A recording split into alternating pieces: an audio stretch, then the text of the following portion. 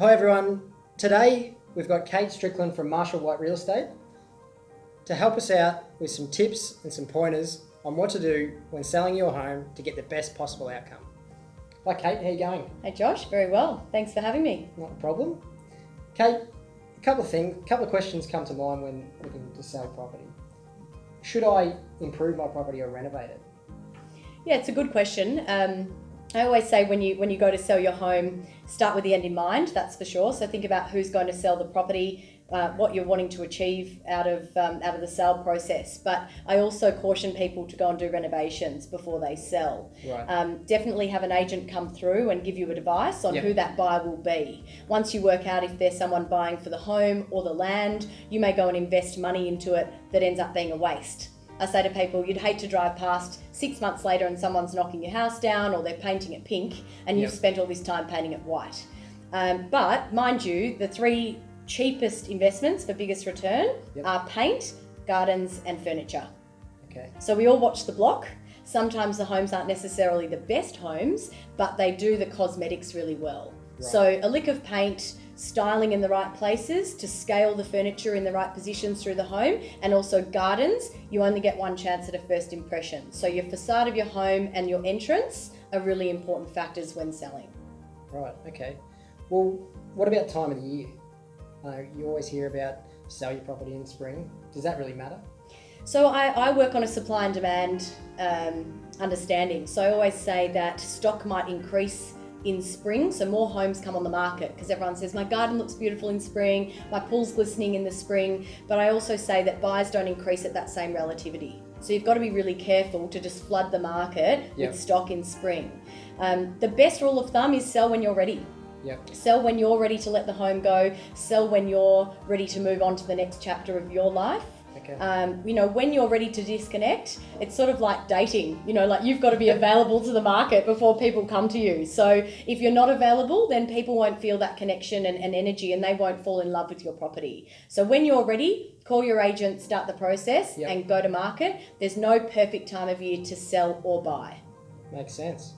And I guess then it comes to the method of selling. There's private sale, auction, off market. Is there any one method that's best? It's the same thing in that respect. Some people think selling as a private sale is cheaper, or they try to save themselves the cost in selling off market.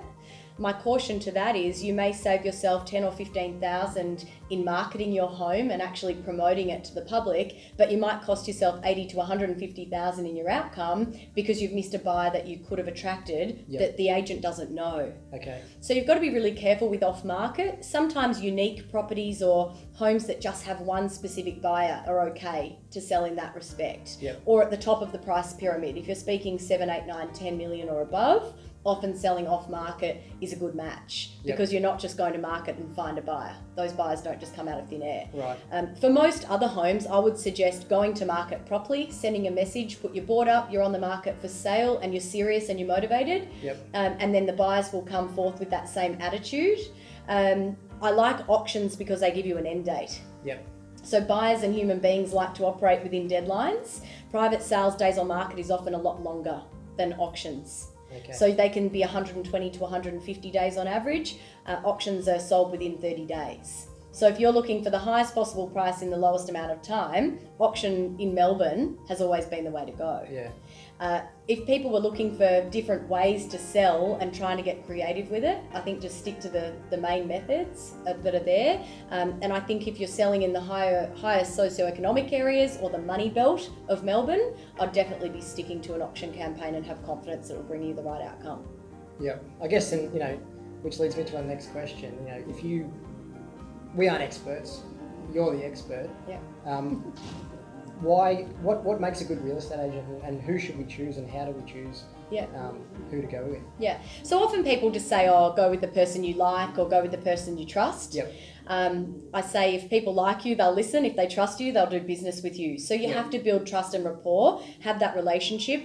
You need to know that agent's the last line of defence for you. They're the ones having the conversations and negotiations with your biggest asset in most cases. So definitely being able to trust they've got the skills and expertise time in the industry Yep. to weather the storms. You know, it's an emotional roller coaster. Absolutely. You need people with experience that are going to be able to lead those conversations. But strategy is really important. Yep. You know, if you just want to put a board up out the front, stick it online and use hope as a strategy, sell it yourself. Yeah. You know, I say to my clients, save the money, just sell it yourself.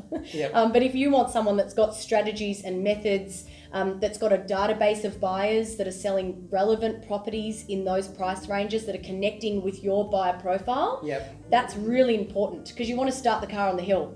Yes. You don't want to be starting it uphill going, they're starting from scratch. Yep. So you've got the car, it's ready to start because they've got buyers, they've sold homes that are similar in the area. And they'll connect in with that clientele. That's really, really important. And the brand is important too. You know, people want to trust the brand and the family that they're working within, Yep. know that they've got experienced and trustworthy people on their front line. So, you know, having that trust and feeling like you're coming into a nice pool of buyers and agents that can represent you, you only get that one shot at it. So you've got to make the right decision. Have your questions outlined, know what you're asking. Don't let the agent necessarily guide the process. Yep. You know, drive them and challenge them on their method of sale, their strategy of sale, selling before auction, communication strategy, you know, advice on how to get the home ready for sale. You know, they're pitching for your business, Yeah, make them sure. work for it. Thanks a lot, Kate. That's really great information and a lot of really, really helpful hints.